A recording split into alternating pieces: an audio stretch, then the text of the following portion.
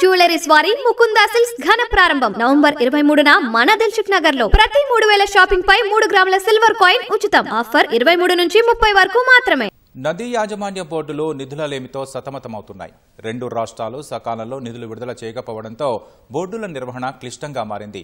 Telemetry స్టేషన్ల ఏర్పాటు సహా బడ్జెట్ ప్రకారం తెలంగాణ, ఆంధ్రప్రదేశ్ రాష్ట్రాలు నిధులు ఇవ్వాలని పలుమార్లు కోరాయి.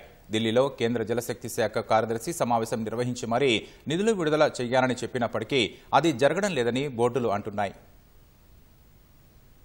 ఆంధ్రప్రదేశ్ విభజన చట్టం ప్రకారం ఏర్పాటైన నదీ యాజమాన్య బోర్డులు నిధుల కొరత ఎదుర్కొంటున్నాయి.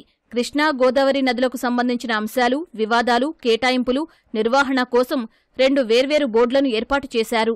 కేంద్ర జలశక్తి మంత్రిత్వ శాఖ ఆధ్వర్యంలో ఈ బోర్డులు నడుస్తున్నాయి. చైర్మన్, కొంతమంది సభ్యులను కేంద్రమే నియమిస్తూ ఉండగా తెలంగాణ, ఆంధ్రప్రదేశ్ రాష్ట్రాల నుంచి ఉన్నతాధికారులు, ఇంజనీర్ ఇన్ చీఫ్లు సభ్యులుగా ఉంటారు.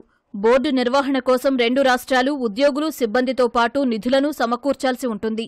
అందుకు అనుగుణంగా 2014 నుంచి కేఆర్ఎంబీ, జీఆర్ఎంబీ కార్యకలాపాలు సాగుతున్నాయి.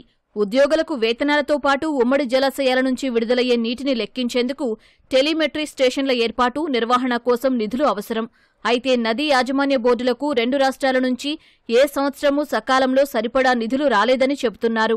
నిధులు, బడ్జెట్ కోసం నదీ యాజమాన్య బోర్డులు ప్రత్యేకంగా సమావేశాలను కూడా ఏర్పాటు చేశాయి. ప్రతి బోర్డు సమావేశంలోనూ నిధులు ఇవ్వాలని 2 రాష్ట్రాల అధికారులకు చెబుతూనే ఉన్నారు. నిధులు విడుదల చేసేందుకు 2 రాష్ట్రాలు సానుకూలంగా స్పందించాయి. ఇదే సమయంలో నిర్వహణ వ్యయాన్ని తగ్గించుకోవాలని, అనవసర ఖర్చులు నివారించాలని 2 రాష్ట్రాలు బోర్డులను కోరాయి. నిధుల విషయమై కేంద్ర జలశక్తి శాఖ కార్యదర్శి గతంలో 2 రాష్ట్రాల ఉన్నతాధికారులతో ప్రత్యేకంగా సమావేశం కూడా నిర్వహించారు. సరిపడా నిధులు ఇస్తామని 2 రాష్ట్రాలు హామీ ఇచ్చినప్పటికీ అది అమలు జరగడం లేదని బోర్డుల అధికారులు చెబుతున్నారు. ఉద్యోగుల వేతనాలు, నిర్వహణ కోసం నిధులు ఇవ్వాలని 2 రాష్ట్రాలను బోర్డులు పదే కోరుతున్నాయి. ప్రస్తుత నీటి సంవత్సరానికి సంబంధించి తెలంగాణ, ఆంధ్రప్రదేశ్ నిధులు ఇవ్వలేదని అంటున్నారు. ఎప్పటికప్పుడు మంజూరు చేస్తున్నట్లు చెబుతున్నప్పటికీ నిధులు మాత్రం రావడం లేదని చెబుతున్నారు.